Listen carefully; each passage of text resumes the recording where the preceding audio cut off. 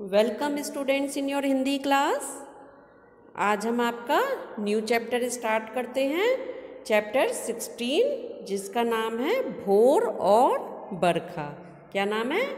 भोर और बरखा। भोर का मतलब क्या होता है? सुबह।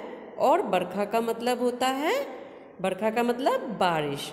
तो यह कविता है ये, और यह कविता मीराबाई द्वारा रचित है। तो इस कविता में मीराबाई ने भोर, सुबह और बरखा के बारे में वर्णन किया है। तो यह भोर और बरखा कविता मीराबाई जी ने लिखी है। इस कविता में दो पद हैं। एक पद में भोर के बारे में बताया गया है और दूसरे पद में बरखा यानी बरसात और भोर यानी सुबह। तो इसमें मीराबाई जी, चूँकि मीराबाई जी कृष्ण जी की बहुत अनन्य भक्त थीं, उनके प्रेम में हर वक्त डूबी रहती थीं और उनसे बहुत अधिक प्रेम कैसा करती थीं? जो उनकी भक्ति से प्रेम करती थीं। वह उनकी सिर्फ भक्ति थी, वह भक्त थीं, वह उन्हें पाना नहीं चाहती थी, वह उनकी अनन्य भक्त थीं। तो पहले पद में तो वह यह बता रही हैं कि सुबह हो गई है, तो कृष्ण जी को उठाने की कोशिश कर रही हैं यशोदा मैया। और जो दूसरा पद है उसमें वह बता रही हैं कि चूँकि बादल आ रहे हैं, बारिश आ रही है, तो ये सभी किसका संकेत दे रहे हैं कि मेरे प्यारे श्री कृष्ण जी आने वाले हैं। तो इस प्रकार से दोनों पद ही बहुत ही खूबसूरत हैं। तो चलिए इनको पढ़ना शुरू करते हैं। ओके। चैप्टर पढ़ने से पहले हम इनके शब्दार्थ जान लेते हैं, जिससे कि आप लोगों को चैप्टर समझने में आसानी होगी। रजनी, रजनी का मतलब क्या होता है? रात। भोर यानी सुबह। भयो, भयो यानी हो गई। किवारे, किवारे किसे कहते हैं? किवाड़, किवाड़ यानी गेट। द्वार यानी दरवाजा। मथत, मथत किसे कहते हैं? मथना। ये सारे शब्द जो हैं ये आपकी कविता में बीच में आएंगे, तो अगर आप इनके अर्थ को अच्छी तरह से समझ लेंगे तो कविता को भी समझना आसान हो जाएगा। सुर नर, सुर नर यानी देवता और मनुष्य। सुर नर यानी देवता और मनुष्य। सुर माने देवता, नर माने मनुष्य। ठाड़े, ठाड़े किसे कहते हैं? खड़े रहना, खड़े होने को ठाड़े। कुलाहल, कुलाहल शोर, कहीं बहुत अधिक शोर हो रहा है तो उसको क्या कहते हैं? कुलाहल। सबद, सबद यहाँ पर प्रयुक्त हुआ है किसके लिए? शब्द के लिए। सबद यानी शब्द। इसके बाद है उचारे, उचारे यानी उच्चारण। उचारे, उच्चारण करना। किसी शब्द को जब हम बोलते हैं तो उसका उच्चारण करते हैं, उसी को ही यहाँ पर क्या दिया गया है? उचारे। लीनी, लीनी यानी ले ली, कोई चीज़ किसी ने ले ली तो लीनी। गौवन, गौवन गाय। रखवारे, रखवारे यानी रखवाली करने वाले। शरण, शरण, किसी की शरण में गए, शरण। तारे, तारे यानी उद्धार करना। ये तारे स्टार्स वाला तारे नहीं है, क्योंकि दो मात्रा लगी है रा पर। तारे यानी किसी को तारना, किसी का उद्धार करना। बरस, बरस बरसना। बदरिया, बादल। भावन, अच्छा लगना। कोई चीज़ मन को भा रही है तो हम क्या कहते हैं? भावन यानी अच्छा लगना। ओके। आगे उमग्यो, उमग्यो यानी प्रसन्न होना। प्रसन्न होना, मन में किसी तरीके की उमंग, खुशी उठ रही है यानी कि प्रसन्न होना। मनवा यानी मन। भनक, खबर, किसी चीज़ की भनक लग गई यानी खबर लग गई। हरि, भगवान। आवन, आना। चहुदिस, चहुदिस मतलब चारों दिशाओं से। चहु मतलब चारों, दिस मतलब दिशा, तो चहुदिस चारों दिशाओं से।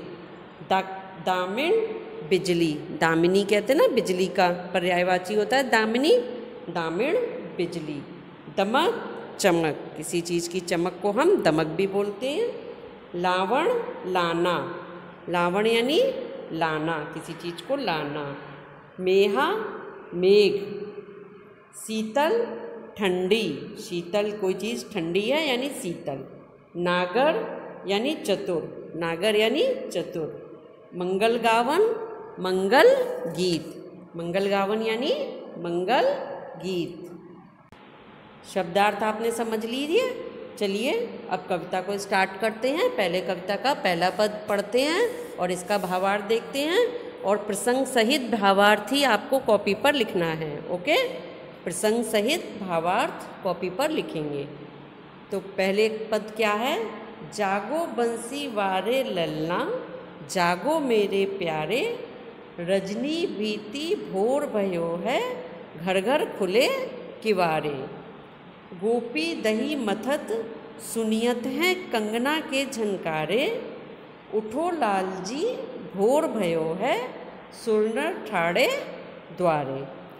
ग्वाल बाल सब करत कोलाहल, जय जय सबद उचारे, माखन रोटी हाथ मुलीनी, गौवन के रखवारे।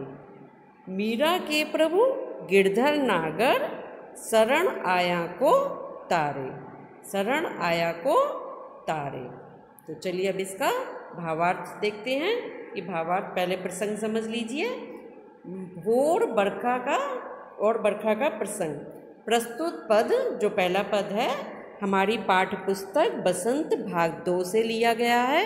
भोर और बरखा नामक कविता से उद्धत इस पद में मीराबाई ने ब्रजभूमि की भोर का वर्णन करते हुए लिखा है कि यहाँ पर इन्होंने किसके बारे में मीराबाई ने लिखा है? ब्रजभूमि की भोर। भोर यानी सुबह का वर्णन करते हुए उन्होंने क्या लिखा है? भोर और बरखा की।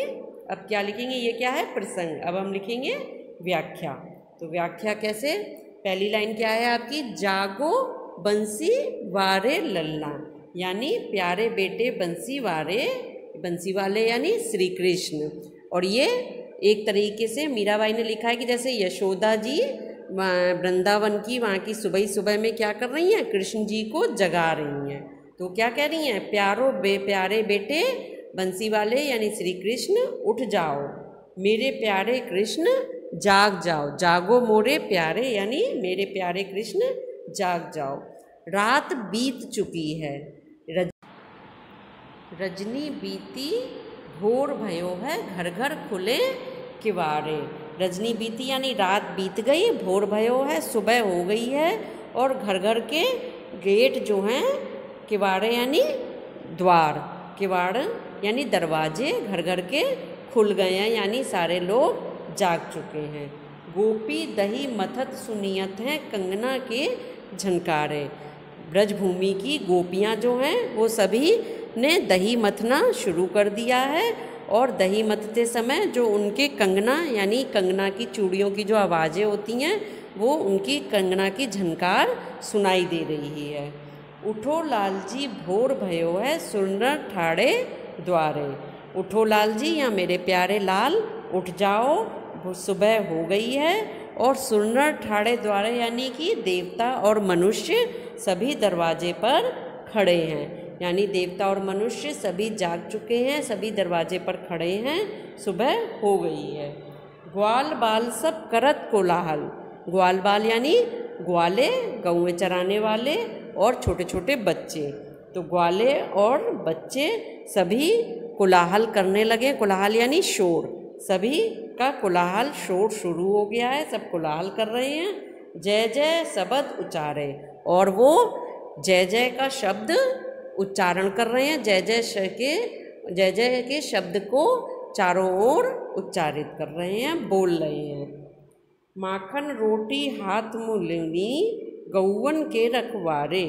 और जो गाय चराने वाले गौओं के रखवारे, उन्होंने हाथ में अपने माखन रोटी हाथ में ले लेनी है, हाथ में ले ली है उन्होंने माखन और रोटी को हाथ में लेकर वो क्या कर रहे हैं? गाय चराने के लिए, गायों की रखवाली के लिए चले गए हैं। तो वो यशोदा जी ऐसा कहते हुए उठा रही हैं। किसका कहना है? मीराबाई जी का। मीरा के प्रभु गिरधर नागर। मीरा के तो कौन है? प्रभु गिरधर नागर, यानी कि मीरा के तो केवल श्री कृष्ण जी हैं। शरण आयों को तारे। शरण यानी कि जो कोई भी उनकी शरण में आता है उनका वह तारे यानी उद्धार करते हैं। तो जो कोई भी कृष्ण जी की शरण में आता है उसका वह उद्धार करने वाले वो गिरधर नागर मीरा जी के प्रभु हैं।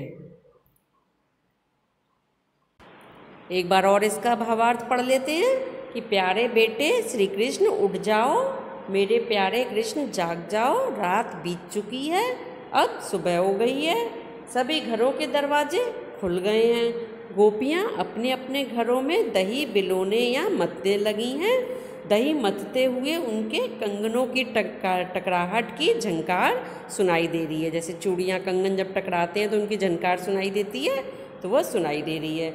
मीरा जी कहती हैं कि हे बेटे कृष्ण उठ जाओ, सुबह हो गई है। सुबह की पवित्र बेला में सभी देवता और नर दरवाज़ों पर खड़े हैं। सभी देवता और मनुष्य सुबह की पवित्र बेला में दरवाज़ों पर खड़े हैं। ग्वाले भी सुबह सुबह जय जय शब्दों का उच्चारण करके शोर मचाने लगे हैं। सभी ग्वाले और बच्चे जो हैं वो सुबह सुबह जय जय शब्द का उच्चारण करते हुए शोर मचा रहे हैं। सभी ग्वाल बालकों ने मक्खन और रोटी ले ली है। सभी ग्वाल बालकों ने क्या किया है? मक्खन और रोटी हाथ में ले ली है। वे अपनी अपनी गायों को चराने और रखवाली के लिए जंगल की ओर चल दिए हैं। मीराबाई जी कहती हैं कि उनके प्रभु श्री कृष्ण अपनी शरण में आए भक्तों का उद्धार करते हैं। उनके प्रभु जो श्री कृष्ण हैं वो क्या करते हैं? उनकी शरण में जो कोई भी आता है उसका उद्धार करते हैं। ओके, चलिए अब दूसरा पद पढ़ते हैं। दूसरा पद क्या है? बरसे बदरिया सावन की मन भावन की, सावन में उमग्यो मेरा मनवा, भनक सुनी हरि आवन की। उमड़ घुमड़ चहु दिशि से आया, दामिन दमके झर लावन की। नन्नी नन्नी बूंदन मेहा बरसे, शीतल पवन सुहावन की। मीरा के प्रभु गिरधर नागर, आनंद मंगल गावन की। तो अब इसका प्रसंग क्या होगा? प्रस्तुत पद हमारी पाठ्य पुस्तक बसंत से लिया गया है। इस पद में प्रभु श्री कृष्ण की अनन्या भक्तिन मीराबाई उनकी अनन्य भक्त थी। तो मीराबाई सावन की ऋतु में कृष्ण के आने की खबर सुनकर मंगल गीत गाने का वर्णन करते हुए कहती हैं कि भाई सावन के आने के खबर सुनकर, सावन की ऋतु में कृष्ण के आने की खबर सुनकर उनकी खुशी में मंगल गीत गाने का वर्णन करते हुए क्या कह रही हैं? इसके आगे पढ़िए। वो कह रही हैं बरसे बदरिया सावन की मन भावन की, यानी कि सावन ऋतु आ गई है और बादल वर्षा बरसाने लगे हैं। सावन की ऋतु में वर्षा मन को बहुत भाती है। सावन की ऋतु में क्या होता है? वर्षा बहुत भाती है। मन भावन की, सावन की मन भावन की। सावन में उमग्यो मेरो मनवा, भनक सुनी हरि आवन की। सावन में मेरा मन जो है वह उमंग से भर गया है, क्योंकि श्री कृष्ण जी के आने की खबर, भनक यानी खबर सुनी है। उमड़ घुमड़ चहु दिशि से आया, उमड़ घुमड़ कर जो बादल हैं वो चारों दिशाओं से आ रहे हैं और दामिन दम के बिजली दमक रही है, चमक रही है, झर लावन की, यानी कि बारिश के आने की खबर लाकर। नन्नी नन्नी बूंदन मेहा बरसे, छोटी छोटी बूंदों से बादल बरस रहे हैं। शीतल पवन सुहावन की, और बहुत ही शीतल ठंडी ठंडी सुहावनी हवा चल रही है।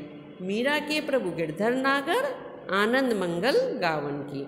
तो मीरा के प्रभु गिरधर नागर आ रहे हैं, तो इसकी खुशी में वह मंगल गायन गाना चाहती हैं। ओके, एक बार और समझ लीजिए इसका। सावन ऋतु आ गई है, बादल वर्षा बरसाने लगे हैं। सावन की ऋतु में वर्षा मन को बहुत भाती है। सावन में बरसते बादलों को देखकर उनके मन में उमंग जाग गई है।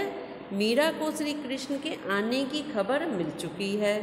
आसमान में बादल आकर आया है ना, कि उमड़ घुमड़ चहु दिशि से आया। आसमान में बादल आकर उमड़ घुमड़ कर चारों ओर वर्षा कर रहे हैं। आसमान में रह रहकर बिजली चमक रही है, दामिन दम के झरलावन की, यानी आसमान में रह रहकर बिजली चमक रही है और बरसात की नन्ही नन्ही बूंदें बरस रही हैं। शीतल पवन सुहावन की, चारों ओर शीतल वायु बह रही है। और मीरा के प्रभु गिरधर नागर मीराबाई सावन की ऋतु में बरसात और बिजली चमकने और प्रभु श्री कृष्ण के आगमन पर शुभ मंगल गीत गा रही हैं। आनंद मंगल गावन की, यानी कि श्री कृष्ण जी के आने की खबर, और दूसरे बादलों और बरसात के चक्कर में वह क्या है, श्री कृष्ण के आगमन पर शुभ मंगल गीत गा रही हैं। तो चैप्टर का भावार्थ आपने समझ लिया। दोनों पद का भावार्थ प्रसंग सहित लिखेंगे।